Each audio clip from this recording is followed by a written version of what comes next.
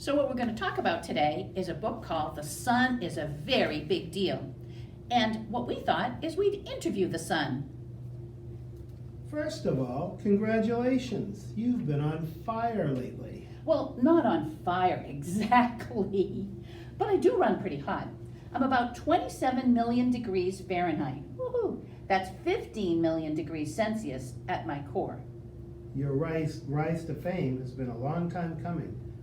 How long have you been in business? Oh, more than 4.5 billion years. I'm old. You are. It's a normal day. Where do you find yourself?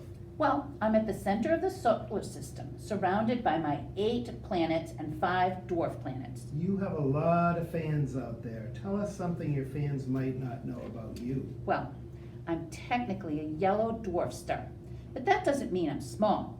I'm about 2.7 million miles around, or about 4.4 million kilometers.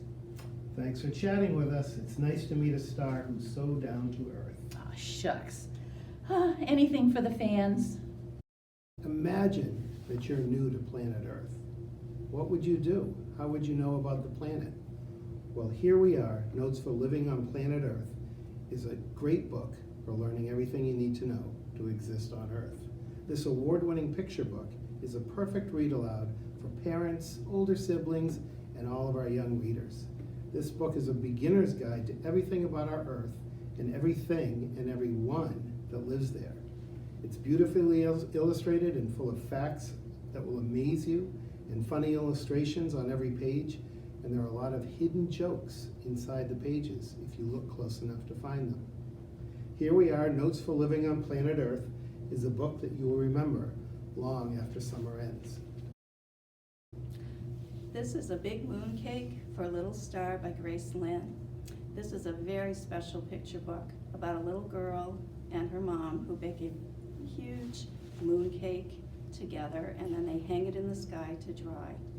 Little Star is so tempted, even though Mom says don't touch it, she's so tempted that she sneaks out at night and goes and takes a little nibble each night until finally the moon is gone.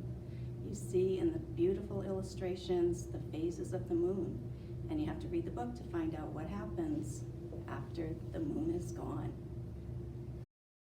Hi boys and girls, my name is Mrs. Reich, and I have a special book that I really enjoy reading. It's called Ron's Big Mission, and it's written by Rose Blue and Corinne J. Naden. It's about a 9-year-old little boy named Ron who loves going to his public library to look through books about airplanes and flight. Today, Ron is ready to take out his own books by himself, but in the segregated world of South Carolina in the 1950s, Ron's obtaining his own library card is not just a small rite of passage, it's actually the young man's first courageous mission. Here is an inspiring story based on Ron McClare's life on how a little boy, a future scientist, and an astronaut of the Space Shuttle Challenger desegregates his library through a peaceful resistance. Check this book out at the National Public Library this summer. Hi, my name's Mrs. McKnight, and I'm here to tell you all about the 3 aliens and the big bad robot. When Mama's cozy house in a crater on Mercury becomes way too crowded, she sends her 3 little aliens right out into the universe to find a home of their own. She warns them to stick together, but of course they don't. Bork settles on a Mars rover, and Gork settles on a satellite orbiting Saturn. And the 3rd alien, well, he builds a secure home on Neptune, and soon the big bad robot shows up. Will these 3 little aliens survive? Will they ever get to see their mom again with this robot?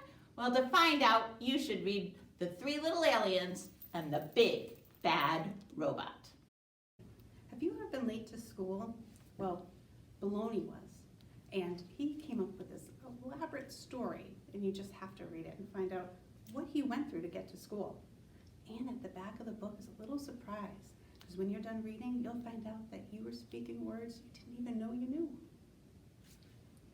My choice for the summer reading list is called The Darkest Dark by Chris Hadfield. And the author, Chris Hadfield, is an actual astronaut.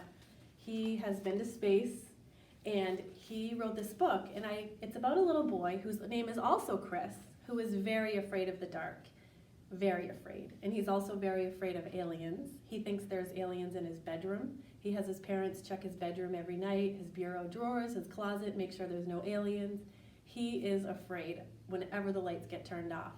So he has a special day coming up, which I'm not going to tell you what the special day is, but it's something very exciting that he really wants to do, and he needs to get a good night's sleep every night before he does that. So he's working really hard at getting used to the dark and sleeping in a dark bedroom, but when he gets to his special day, he learns about how important the dark really is and how it's really not that bad. He discovers that you can see a lot more when it's really dark during the night, at the night sky. So he can look up and he can see the stars, he can see the planets when it's really dark. So he gets an appreciation for the darkest dark. So I highly recommend this book, The Darkest Dark by Chris Hadfield. What makes a baseball fall to the ground after it's hit? What keeps objects from just floating into space? The answer? Gravity. If you like science and have a creative mind, Jason Chin's book Gravity is for you. This book has amazing illustrations and simple words, so be prepared to activate your inner scientist and your imagination. More details and facts are found in the author's note at the back of the book. This is a great summer read to keep you grounded. This book is called Charlotte the Scientist is Squished by Camille Andros and illustrated by Brianne Farley. This is the story of Charlotte, a bunny who's squished, literally squished, because she has tons of brothers and sisters that are taking up all her room that she needs to be a scientist. So she has a problem that she needs to solve, and she's going to use the scientific method to solve the problem of getting more room to be a scientist. Will she be able to solve the problem? Well, read Charlotte the Scientist is Squished to find out.